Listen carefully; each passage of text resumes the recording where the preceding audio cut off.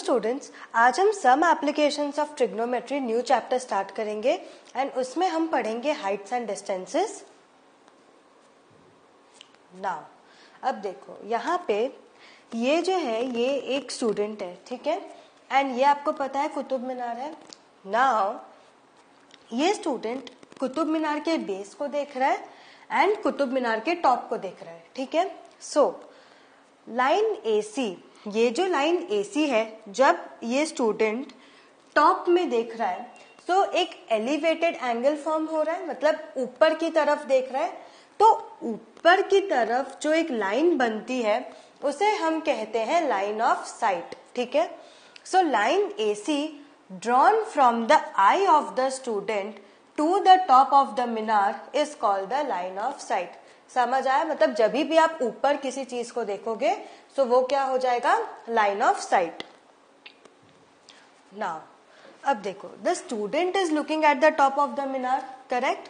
The angle BAC, ये देखो angle ये B है, A and C, angle BAC so formed by the line of the site with the horizontal is called the angle of elevation। हम क्या कहते हैं? Angle of elevation. देखो ये हॉरिजॉन्टल है, AB क्या है? हॉरिजॉन्टल। क्यों? क्योंकि ये स्टूडेंट कुतुब मीनार के बेस को देख रहा है, मतलब वो सीधा देख रहा है।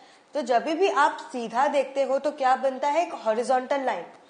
वही पोजीशन पे खड़े होके जब आप ऊपर की तरफ देखते हो वो क्या बन जाता है? Line of site. सो एक एंगल फॉर्म होता है, ये एक एंगल फॉर्म हुआ। सो इस एंगल को आप बोलोगे एंगल ऑफ एलिवेशन, ठीक है। Angle of elevation of the top of the minar from the eye of the student. So thus, what is the line of sight? Thus, the line of sight is the line drawn from the eye of the observer to a point in the object viewed by the observer. अब देखो यहाँ पे एक student है and यहाँ पे ये object क्या है? अभी ये ऑब्जेक्ट है काइट, ठीक है। सो जब ये स्टूडेंट काइट को देख रही है सो क्या हो रहा है? एक लाइन ऑफ साइट बन रहा है एंड सिमिलरली इसका हॉरिजॉन्टल लेवल क्या है? ग्राउंड, ठीक है। सो जब वो ग्राउंड को देख रही है तो वो हॉरिजॉन्टल लाइन हो गया। उन दोनों के बीच में जो एंगल फॉर्म हुआ उसको आप क्या बोलोगे? Angle of elevation. So angle of site तभी होता है जब एक पर्टिकुलर हाइट में फ्रॉम द ग्राउंड एक ऑब्जेक्ट हो। अगर कोई ऑब्जेक्ट नहीं है तो लाइन ऑफ साइट नहीं होगा। So this is line of site. Now what is an angle of elevation? Thus, the angle of elevation of the point viewed is the angle formed by the line of sight with the horizontal when the point being viewed is above the horizontal level।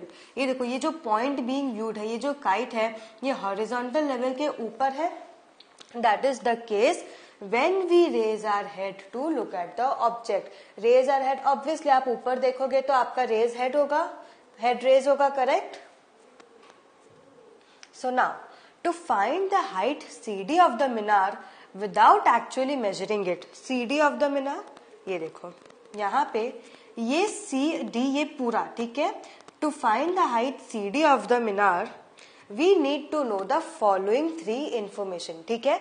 The distance DE at which the student is standing from the foot of the minar, मतलब foot of मीनार का जो foot है उससे जो student खड़ा है वो कितने डिस्टेंस पे खड़ा है? DE डिस्टेंस पे।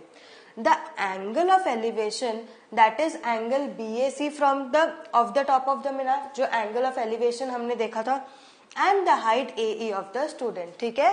सो मतलब वो CD ढूंढने के लिए हमें ये तीन information चाहिए। So now we will assume that all the above three conditions are known to us, ठीक है। That is to determine the height of the minar, that is to determine CD, assuming that the above three conditions are known, CD क्या हो जाएगा? CD is equal to CB plus BD, correct।